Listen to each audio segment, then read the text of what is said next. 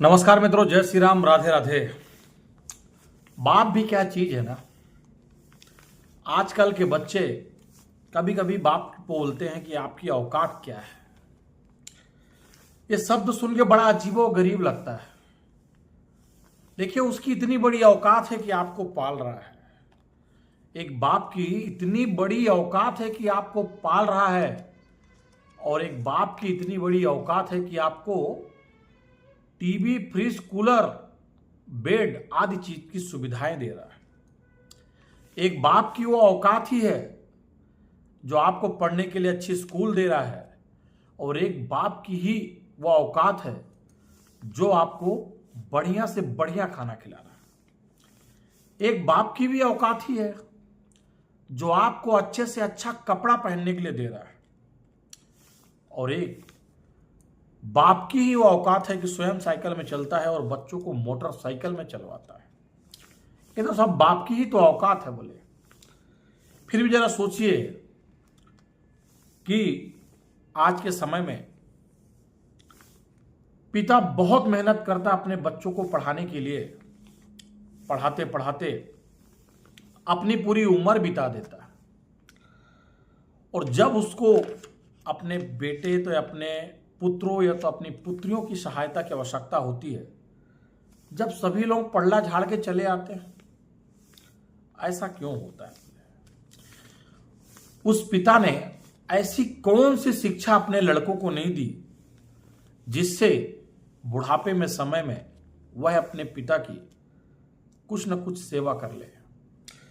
देखिए, क्या होता है कि जैसे जैसे बुढ़ापा नजदीक आता है तो उसमें दो चीज ही होता है।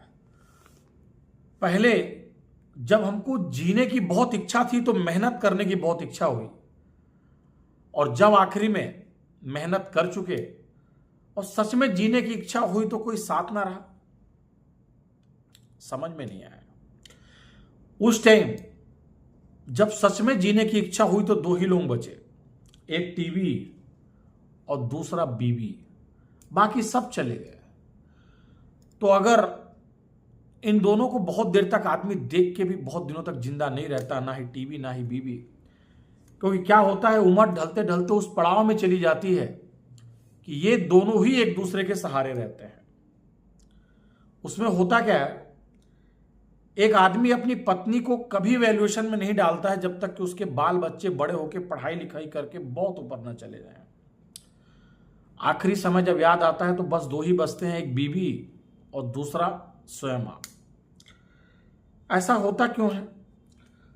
जब बच्चे बोलते हैं कि पिताजी आपकी औकात ही क्या है, और जैसे ही बच्चे धीरे धीरे ग्रेजुएट होकर ऊपर की ओर बढ़ने लगते हैं तो वह धीरे धीरे अपने जो पुराने अतीत को है उनको भूलना चालू कर देते हैं। उनके साथ रहना, खाना, उठना, बैठना, सब कुछ धीरे धीरे कम करने लगते हैं। क्या होता है, आज के समय में जो बच्चे हैं माँ बाप से जिद कर मोबाइल और ये सभी चीज ले लेते हैं, और पढ़ाई में अपने माँ बाप को धोखा देते हैं। जरा सोचिए, माँ बाप की तो जिंदगी निकल गई ना। अब मोबाइल के जरिए अगर आप धोखा दे रहे हैं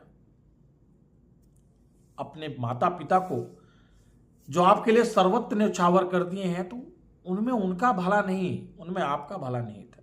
वो तो अपनी जिंदगी जी लिए, उनको तो एक ना एक दिन जाना है, पर अभी आपकी जिंदगी पूरी बची है। इसलिए पढ़ाई से चीटिंग ना करें। अगर माँ बाप की इतनी औकात है कि आपको अच्छी क्वालिटी की शिक्षा, आपको अच्छे स्कूलों में पढ़ाई, आपको रहने के लिए बेहतरीन घर, आपको खाने के लिए बेहतरीन खाना, आपको पहनने के लिए बेहतरीन कपड़े अगर दे रहा है तो यह जरूर सोचिए। एक्चुअल में होता क्या है मालूम है क्या आपको? हर माँ बाप चाहता है कि मैं बच्चों को वो सभी सुविधाएं दे दूं जो ये जिस समय मैंने उन सुविधाओं को नहीं पाया है, और बच्चे उन्हीं सुविधाओं का गलत फायदा उठाते हैं, और कई ऐसे बवंडर में फंस जाते हैं कि ना स्वयं ग्रोथ करते हैं ना ही अपने घर को ग्रोथ करने देते हैं। उसके लिए मेहनत बहुत जरूरी है आज की डेट में। कभी कभी देखना, आज की डेट में आए दिन आता कि बड़े लोगों को जो बच्चे होते हैं ना, वो पढ़ाई में पीछे से चालू होते हैं, और जो गरीब और जिनको गरीबी समझ में आता वो बच्चे दिल लगा के पढ़ते हैं, क्योंकि उनको मालूम है कि मेरे बाप की औकात क्या है, किस तरह मेरे पिताजी या मेरे बाप मेरे को पढ़ाने की कोशिश कर रहे हैं, कहाँ से पैसा लाते हैं, किस जगह से पैसा देते हैं, कैसे मेरी फीस भरते हैं, किस परिश्रम से मेरी को पढ़ाई करा देते, वो बच्चे आगे जाते हैं। और जिन बच्चों को सभी सुविधाएं लाके मिल जाती हैं वह बच्चे कभी भी आगे नहीं जाएंगे। जैसे जैसे उनको सुविधाएं मिलती चली जाएंगी ना, वह लड़के बिगड़ते चले जाएंगे। इसीलिए आज के समय में जितनी ज्यादा सुविधाएं अगर आप अपने बच्चों को देंगे, उतने उनके प्रगति के रास्ते रुकते चले जाएंगे।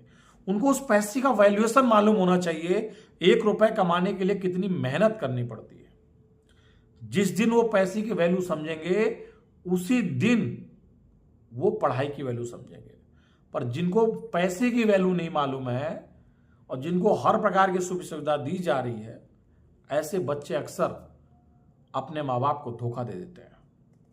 इसीलिए जो भी बच्चे अगर ये चीज देख रहे हैं, समझ रहे हैं कि उनके माँ बाप कितना मेहनत, कितना परिश्रम करके आपको पढ़ा रहे हैं, तो कम से कम पढ़ाई से चीटिंग मत करें, पढ़ाई के साथ आगे बढ़ें। पढ़ाई को अगर आप धोखा दे रहे हैं तो आप अपने आप को धोखा दे रहे हैं, अपने भविष्य को धोखा दे रहे हैं, अपने फ्यूचर को धोखा दे रहे हैं।